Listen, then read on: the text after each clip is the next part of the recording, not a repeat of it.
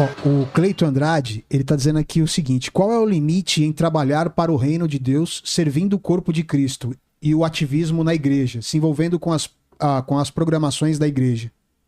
Boa Sobre pergunta. o trabalho voluntário, talvez? Eu entendi a colocação dele. A colocação dele está o ativismo, que hoje às vezes as igrejas impõem aos membros um ativismo religioso. Aí o cara não tem tempo para a família dele, para o casamento dele, para os filhos dele, para o lazer dele. Sempre tem alguma coisa acontecendo na igreja. Sempre tem alguma coisa acontecendo e o cara entra nessa roda viva e ele acaba perdendo qualidade de vida pessoal, familiar, conjugal, até de saúde física, em nome de trabalhar na igreja, de se envolver com o reino.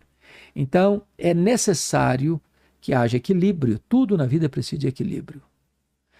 Porque ele precisa entender que quando ele está com a esposa dele, com os filhos dele, ele está prestando um culto a Deus. A Bíblia chega a dizer que se você não cuida da sua própria casa, da sua própria família, você é pior que o incrédulo. Então, não mergulhe no ativismo religioso, porque Deus está mais interessado em quem nós somos do que no que nós fazemos. Entendi. Acho que essa é a resposta para essa pergunta.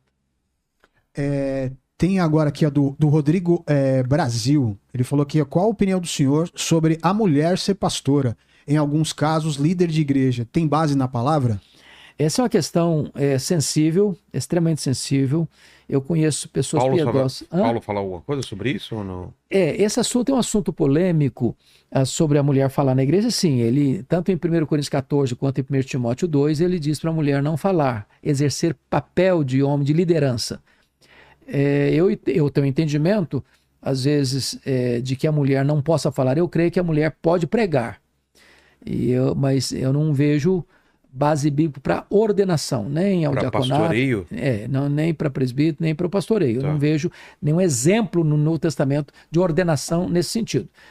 Mas, por exemplo, lá em Joel capítulo 2, quando está falando do derramamento do Espírito Santo, diz que o Espírito Santo seria derramado sobre os filhos e as filhas. Vossos filhos e vossas filhas profetizarão.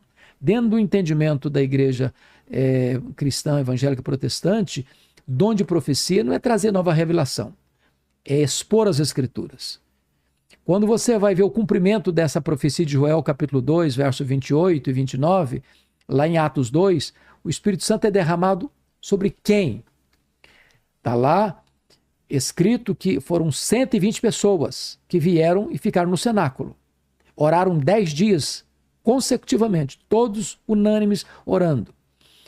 No dia de Pentecostes, 10 dias depois, o Espírito Santo foi derramado. Um vento impetuoso entrou na casa, línguas como de fogo, pôs uma sobre cada um deles, e todos falaram as grandezas de Deus. Todos quantos, ou todos quem? Todos 120, homens e mulheres. Lá estava Maria, lá estavam as mulheres da Galileia, e todos falaram as grandezas de Deus. Depois você vai ver as filhas de Filipe, que era diácono, que eram profetisas. O que é profetisa? É aquela que proclama a palavra de Deus. Você vai ver lá em Lucas 24, Mateus 28, que as mulheres da Galileia foram as primeiras pregadoras anunciando a maior mensagem do cristianismo, que é a ressurreição de Jesus. E lá em 1 Coríntios 11 diz que a mulher com véu, ela pode profetizar. Então, Paulo não pode estar batendo cabeça se contradizendo. Então, a grande comissão, penso eu, não foi dada apenas para os homens, para o sexo masculino, mas para todo o corpo de Cristo. Todos nós somos sacerdócio real. Todos nós devemos anunciar as virtudes daquele que nos chamou das trevas para a luz. Diferentemente disso, é ordenação. Eu creio que não vejo base nos ensinos de Paulo, nem nos ensinos do restante do Novo Testamento sobre o assunto. Entendi. A dúvida da Luana é o seguinte: se alguém aceitou a Jesus e ao passar de alguns anos se afastou ou se desviou, voltou a viver as coisas do mundo, ela perdeu a salvação ou nunca se converteu verdadeiramente? Então vamos entender. A resposta está em 1 João 2,19. 2,19 diz o seguinte: primeira carta de João. A primeira carta de João, Valela, foi escrita com uma tese. Qual foi a tese da primeira carta de João? Aqui no capítulo 5,13. Essas coisas eu vos escrevi a fim de saberdes que tendes a vida eterna. Então, nós entendemos que salvação é obra de Deus. Foi planejada, é executada e é consumada por Deus. Deus não dá a salvação como se esse copo aqui. Olha, eu te dei a salvação, é sua. Não, eu vou tomar de volta a salvação, agora não é sua mais. Não, vou tomar de novo. Agora não é mais não. Então, não existe essa possibilidade. Eu estou salvo de manhã, estou perdido de noite. Sou filho de Deus de manhã, sou filho do demônio de noite. Estou indo para o céu de manhã, estou indo para o inferno de noite. Não existe isso. Salvação é uma dádiva que Deus dá e não toma. É vida eterna. Vida eterna. Agora, aí a pessoa diz, mas e o fulano que foi da igreja há tantos anos? E aí o cara virou a casaca, foi pro mundo e morreu lá no pecado. E aí, como é que você sai dessa agora? Olha o que João escreve, capítulo 2, 19. Ele diz assim, eles saíram do nosso meio, entretanto não eram dos nossos, porque se tivessem sido dos nossos, teriam permanecido conosco. Todavia eles se foram para que ficasse manifesto que nenhum deles é dos nossos. Então, é preciso entender que ser membro de uma igreja ou ter um cargo de liderança na igreja não é sinônimo de salvação. Jesus tinha um apóstolo, Judas Iscariotes, que era o tesoureiro do grupo que não era convertido. Era filho do diabo. Se perdeu. Nunca foi salvo. Então, o fato de alguém estar na igreja, ter o rol lá no membro, de rol de membro, lá na lista lá da igreja, não significa necessariamente que ele tenha um nome no livro da vida. Então, é possível uma pessoa crente sair, e se ele é crente mesmo, ele vai voltar. Ele vai voltar. Vai voltar. Se ele ficou lá até morrer lá no pecado, é porque nunca tinha de fato sido convertido, nascido de novo. Ó, chegou mais uma aqui sobre Paulo. Bom, você vai falar que eu inventei o nome, mas o Alifer Abreu. O Alifer? O Alifer Abreu. Chique, né? Primeira vez que eu escuto um nome assim. Internacional. Reverendo, como as cartas de Paulo embasam o calvinismo? É uma boa pergunta. Bom, calvinismo é uma coisa que surgiu muito mais tarde, né? Aliás, esse termo, Vilela, não é criado por Calvino. Ah, não? Não, Calvino não quis ligar o nome dele a qualquer sistema doutrinário. Embora fosse um fiel intérprete das Escrituras, o grande cérebro da Reforma, né? O camarada que tinha uma capacidade intelectual fora do comum, que aos 26 anos de idade escreve o livro mais importante da Reforma, Os Institutos da Religião Cristã, que conhecia o grego e o hebraico, lia direto do grego, direto do hebraico e pregava sem nota alguma praticamente todos os dias. Esse termo foi criado muito mais tarde. Lá no Sino de Dort, por exemplo, 1618, 1619, na Alemanha, é que se cunhou os chamados 5 pontos do calvinismo. Depravação total, eleição incondicional, os 5 pontos, graça irresistível, expiação limitada e perseverança dos santos. É claro que aquilo que o Spurgeon vai dizer, o Spurgeon era um pastor batista do século XIX, ele disse que calvinismo é apelido. Calvinismo é Bíblia. É Bíblia. Eu creio piamente nisso. Eu não gosto, sabe, Vilela, de nomenclaturas. Porque acaba dividindo? Inclusive, eu não sei se você viu, já fui convidado algumas vezes para estar aqui com você, para alguns debates. Eu não vou a debates, porque eu entendo que se a gente ficar levantando muro, o nosso papel é construir pontes e não levantar muros. E eu tenho muita alegria de pregar em muitas denominações. Então, quando eu chego, eu sou calvinista, eu estou levantando um muro. Sim. Eu sou arminiano, estou levantando um muro. Eu sou cristão, eu prego o evangelho. Até porque o que separa um do outro não é essência. Não, são detalhes, né? Não é essência. Por exemplo, é possível que uma pessoa seja arminiana e seja convertida e vai para o céu. Que um calvinista seja convertido e vai para o céu. São irmãos, são membros da mesma família. Porque a verdadeira igreja não é placa, não é presbiteriana, não é batista, não é assembleiana, não é metodista, não é luterana, não é católica. A verdadeira igreja é a noiva do Cordeiro, é a igreja de Deus, é o rebanho de Cristo. São aqueles que foram lavados no sangue do Cordeiro. São membros compostos de todas as denominações cristãs que professam o nome de Cristo. Se a pessoa creu no Senhor Jesus como seu Salvador, pessoal e Senhor, se ela crê que a Bíblia é a palavra de Deus, ela está salva. Ela está salva.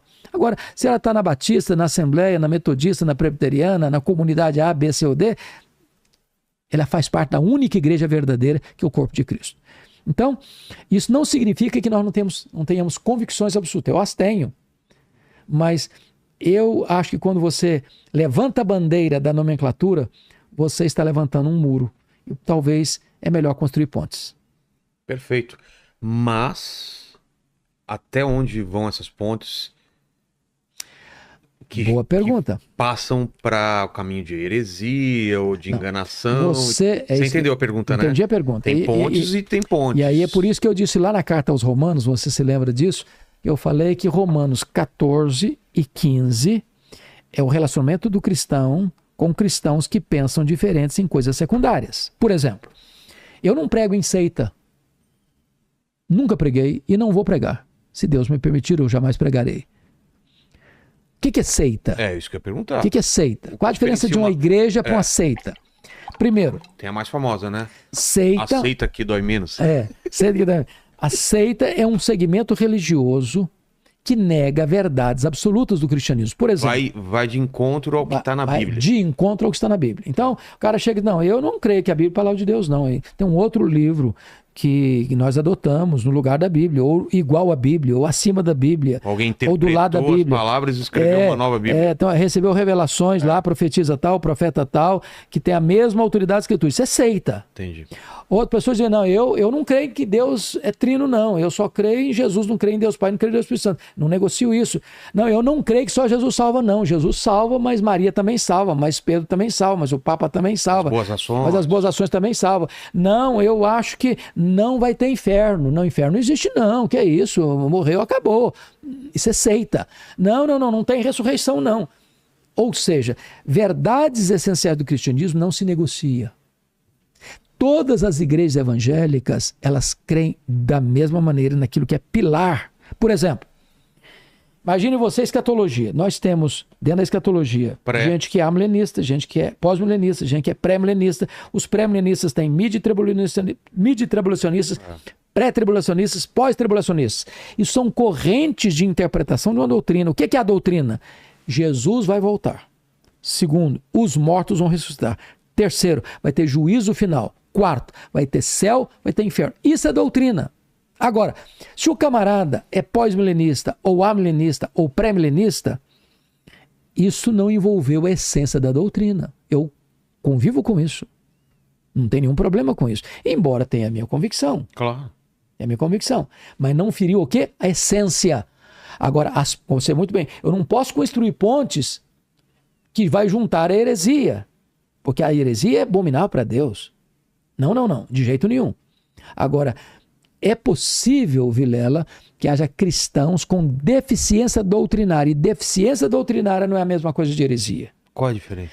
Tem muita gente, Vilela, que erra, não por dolo, mas por desconhecimento. Não por culpa, mas por desconhecimento. Gente que está sendo treinada, gente que está sendo ensinada, discipulada. E eu sou muito grato ao meu Deus pelo privilégio de pregar em muitas denominações, de pregar em muitas comunidades e de ver tantos pastores jovens dizendo, pastor, eu me inspiro em você, eu aprendo com você, eu quero ser seu aluno, quero ser seu discípulo.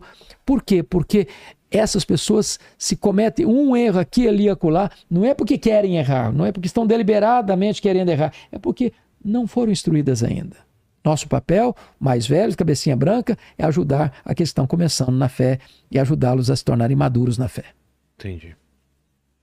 Tem uma última pergunta aqui do Leandro Washington. Ele falou o seguinte, Paulo fala muito sobre saber conviver entre irmãos. Havia também um embate das igrejas gentílicas com as judaicas e o que foi primordial para o consenso? Esse problema sempre existiu. Então, o que aconteceu? Então, vamos pegar o Concílio de Jerusalém. Disse aqui, capítulo 11 de Atos. Então, a igreja judaica, liderada por fariseus, elas ainda estavam agarradas lá na questão da lei. Eles não entenderam a transição. Não aceitaram Jesus como Salvador. Então, eles achavam que tinham que cumprir todos aqueles rituais. Né? Circuncisão, os rituais do templo, dos sacrifícios, das festas, dos objetos que compunham o templo, do culto judaico. Esse aparato tem que ser mantido. E aí um cuidado. Tem muitas igrejas brasileiras que estão importando as práticas judaizantes para dentro da igreja evangélica, achando que isso é um upgrade, que isso é um progresso. Não. É só ler Hebreus. Isso é voltar para a sombra. A realidade já chegou. E a realidade é Cristo. Então, a igreja cristã, ela entende que tudo isso que é lá do Velho Testamento se cumpriu em Cristo. Cristo é o centro do Antigo Testamento.